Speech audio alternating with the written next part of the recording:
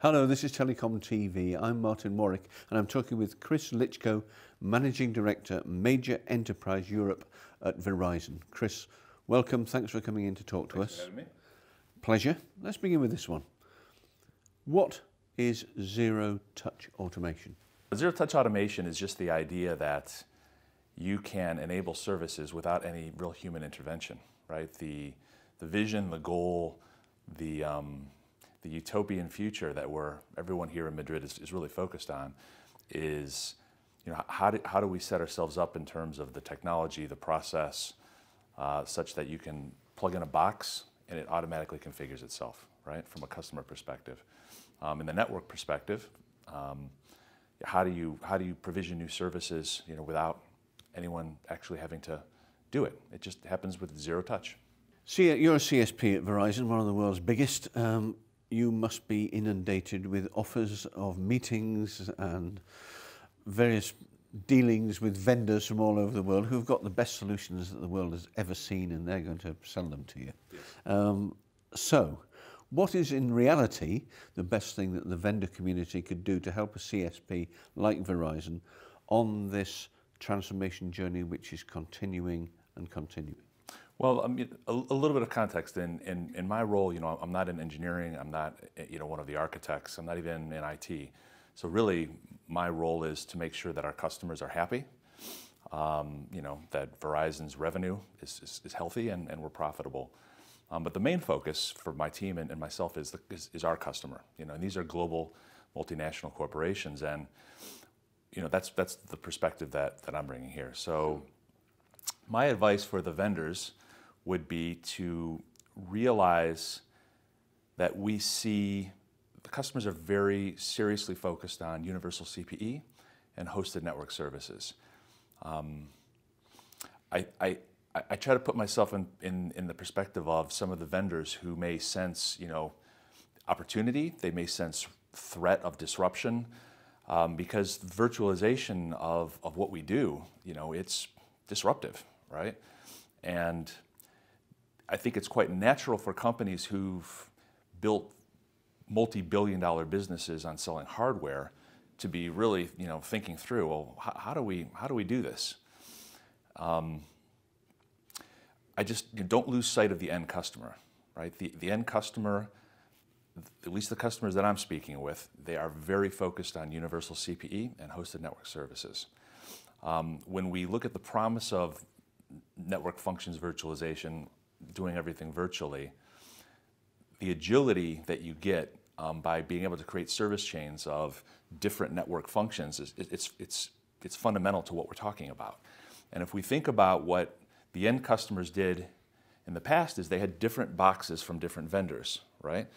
And from their perspective, there's no one vendor that can provide all the boxes, right? They go to different ones for security, different ones for routing, different ones for acceleration, whatever they need.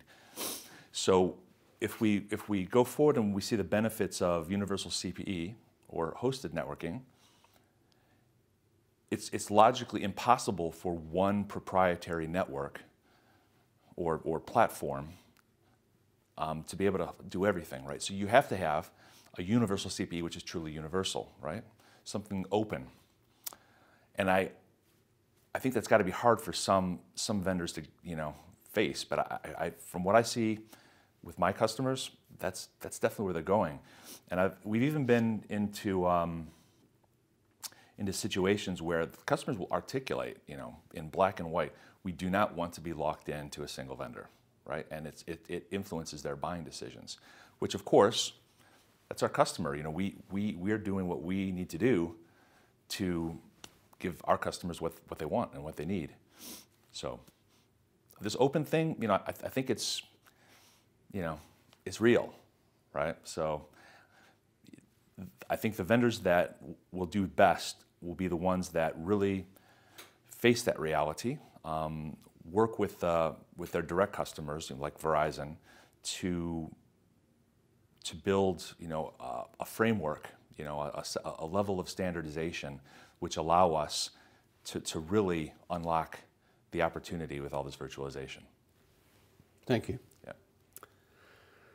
Chris, how do you think automation will help CSPs, again, like Verizon, provide their customers with the best possible quality of experience? Well, I think there's a couple things there, right? I mean, communication services providers and our customers, we have a long history of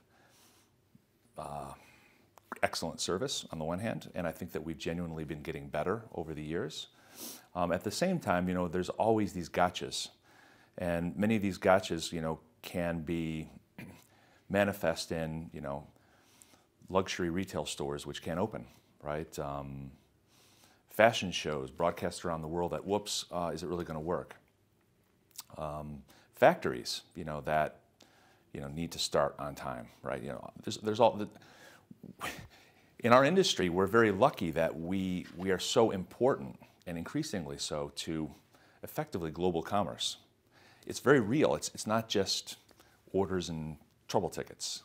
When the services aren't there, when our customers need them to be there, there's very, very real consequences. So anything that we together can do in the industry to be more reliable and be quicker and more agile, that allows our customers, the people who are ultimately paying the bills, to plan better, right? To manage their risk better, and ultimately to be more successful in their businesses. So that's the broad answer. I think getting more specific, different, how do we solve the end customer's problems, right? So one of the things that we see is there's certain types of customers who, are increasingly relying on cloud and network, and again, even things like retail stores and shopping malls, and all those displays are digital, right? All the point of sale machines are all connected. Retail businesses are increasingly becoming sophisticated, even at recognizing visually who's walking in the store, what are they like. Some cultures really don't like that kind of recognition, but other cultures, love it.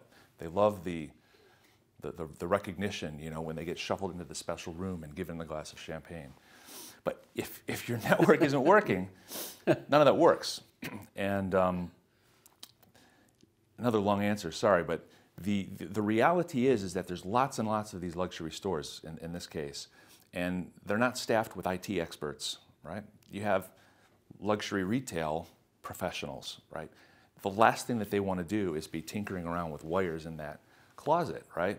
So it's a fantastic use case where you can take, a universal CPE, like ship it there, and have someone who's absolutely not technical and say, look, just go there, flick the switch, and with the magic of zero-touch provisioning and everything else that the good people here are doing, it just works, right? I mean, that's massive, right? And when you connect it back to my direct customers, which are typically the IT leaders and the operational leaders that are struggling with this problem from their perspective, right? Their customers are these retail leaders. And if we can help, a central global luxury brand make it easy for all their brands and all the eccentric personalities who are much more focused on, scarves and watches, right, yeah, than IT, well, great, right? The easier I can make that for the central customer, the more they want to work with me. So that's a more specific case of where zero-touch provisioning can be very visibly helpful. Continuing, how are virtualization and automation allowing you at Verizon, and given your position in the company we've just been discussing, yeah, to offer your customers innovative services, and what types of services are they buying from you right now? You mentioned some of what they want. What the actual explicit things they're buying? What are they? Well, there's probably a reason why I go to that retail example, because we're actually doing it, yeah, right? It's not quite that, again, utopian vision where everything immediately works without any truck rolls or without any manual configuration. But we do have something called Shop in the Box for one of our clients, and it's what it sounds like. And it's pretty cool. So that's some innovation that we do with our clients. What I'm seeing now is that